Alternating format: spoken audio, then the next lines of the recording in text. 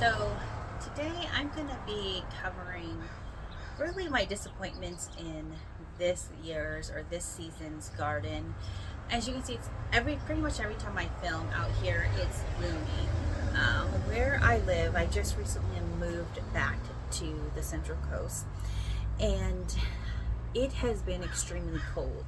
I mean, highs in the 60s, 67, 68 was the forecast for this week, and then we'll have teasers of 70 up to 75, and then it'll go down again to 60s. Last year when we moved, it was not like this whatsoever. We had a lot more sun. It was a lot more cooler. My garden did so much more better last year. I was actually already harvesting this time last year, but I'm a little frustrated because it still gets relatively cold at night. I want to say in the low 50s. Things are really slow. I don't have any peppers yet. Well, I have some that have fruited, but not anything near where I'm able to pick or harvest. So I'm going to share a lot of my frustrations for this growing season. Also, because it is very gloomy, misty, wet, cold, and then it'll go into heat. The plants have suffered a lot of powdery mildew, and then also watering has been difficult because if it was warm, because they're pots, they dry out pretty quickly. I typically would water every other day. Now it's sort of like I just have to see. There are some pots who, because of the time of day that the sun actually comes out, will dry up, and so I have to water that every other day. It's just so inconsistent because I just can't tell because of the cold weather, sometimes the plants stay wet for a lot longer, and sometimes I'm not watering for a long period of time. And then also there's some humidity. It's not a big, not really, or it's so noticeable, but there is some humidity that's happening that's causing powdery mildew on my plants. And the thing is that things are just growing a lot more slow. And I'm going to show you a pile here. If you look at this pile, you can see these are all where I'm putting the diseased plants, and really I'm doing or diseased leaves. And I actually have pulled out some plants because they were just so diseased. So you can see this one even had some tomatoes on there.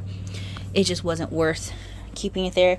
To be honest, the only reason why I'm keeping this away from my garden into this area, it's not that I'm composting it, but as you can see, it's kind of like a trap for the pill bugs or the roly-polies. It gives them a space to eat versus eating my plants. So that's something that this has been very helpful for, and I'm seeing less and less pill bug damage.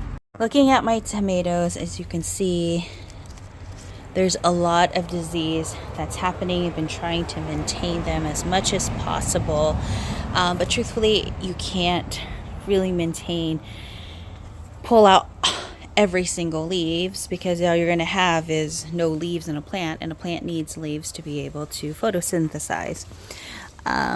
But see, you can see right here, this is just common, and it's setting fruit. Like, I'm getting fruit. That's the thing. So I don't want to pull out the plants because I am getting fruit, but they're just not ripening where it should be this time last year. Even my mom said that in the past growing seasons, it's never been this cold, and things are just very, very slow. So this plant in particular, if you can see there, has mildew on its actual stems. I have contemplated taking this out, but it is producing flowers and tomatoes, so I'm not sure what I'm gonna do just yet. The peppers are forming, and I'm starting to get some peppers, but again, nowhere near where I was before. I'm always able to harvest some Swiss chard, so that we put very often, and the ground cherries are doing well. But you can see a lot of yellowing, inconsistent watering because of the mist and cold. When I come out here in the morning, the soil is wet, so I don't water, but then by the afternoon it's bone dry. So another thing that's been really irritating is I've been planning some succession planting, especially for my beans, some of my melons, cucumbers, and unfortunately they haven't been taking off because there just hasn't been the heat or the right temperatures. I really want to get rid of this green because it's just in the way and I need this space, but things are growing very slowly even in here. So we have peppers that sprouted for a while now, and they barely have their first true set of true leaves. Don't get me wrong, it's not like I'm falling out of love with my garden. I definitely love my garden, but it's definitely not perfect, especially this year. This plant in particular. I want to say this is the Napa Chardonnay, and it just looks so sickly, but it is producing tomatoes. So, I mean, do I keep it? Do I not keep it? I don't know. This is the same variety as the other one. If you look at the stem, if you can tell me what disease that is, that would be very helpful. This one is all pretty much no leaves because it keeps on just having sickly leaves, and it has a lot of flowers but no tomatoes.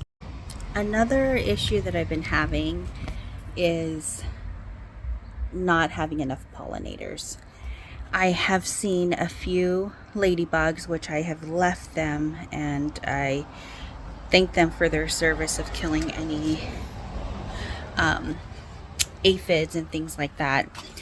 But I've only seen one bumblebee, or not bumblebee, bee, that has gone to this garden, and which really stinks because I've been having to hand pollinate where I can, which, you know, I have a full-time job and I can't just come here and hand pollinate and take a look at the garden 24/7.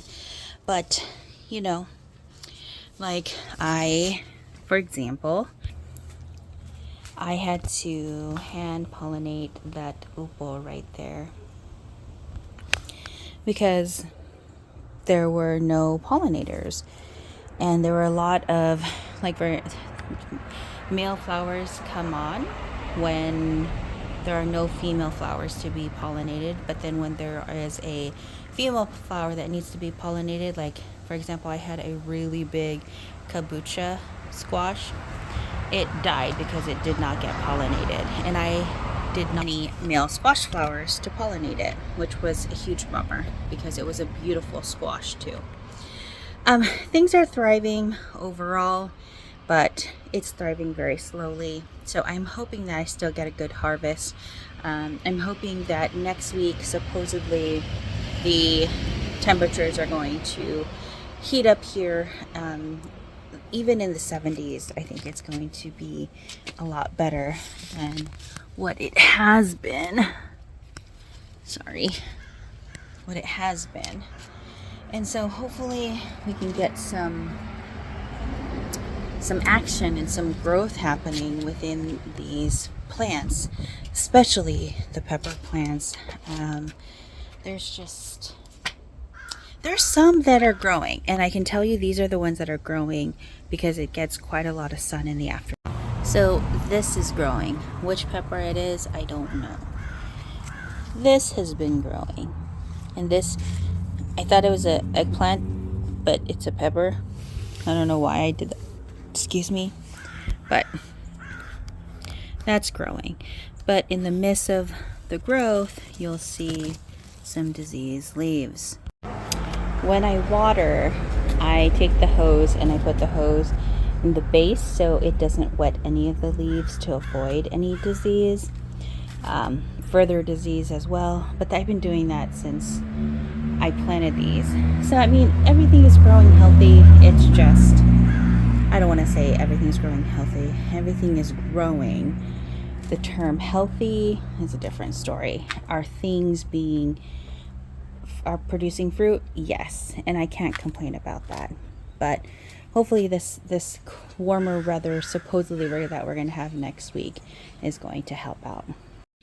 And the very last disappointment that I have with my garden is I have been trying to grow holy basil and nothing has sprouted. Nothing.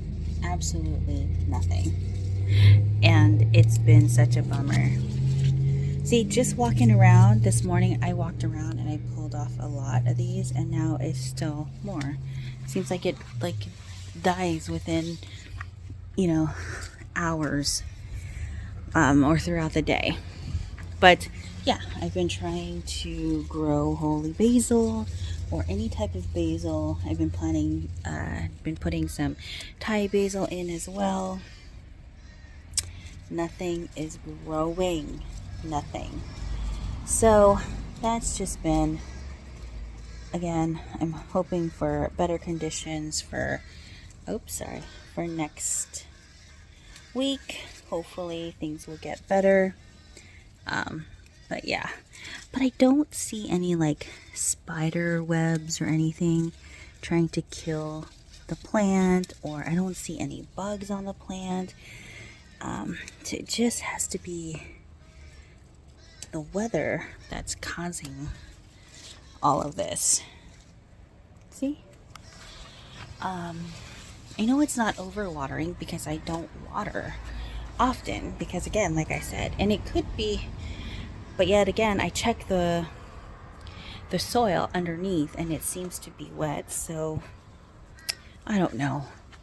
If you guys have any tips or tricks for anybody else who's experiencing cooler temperatures for this growing season, please, I am all ears, because right now everything, I mean, again, I can't complain because I am growing it, things are fruiting, but it's not looking pretty.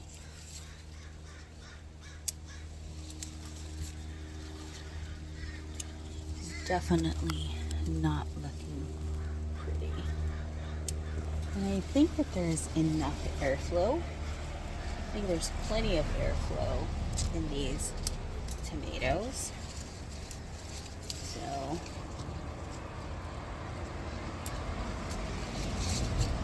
yeah, I don't know.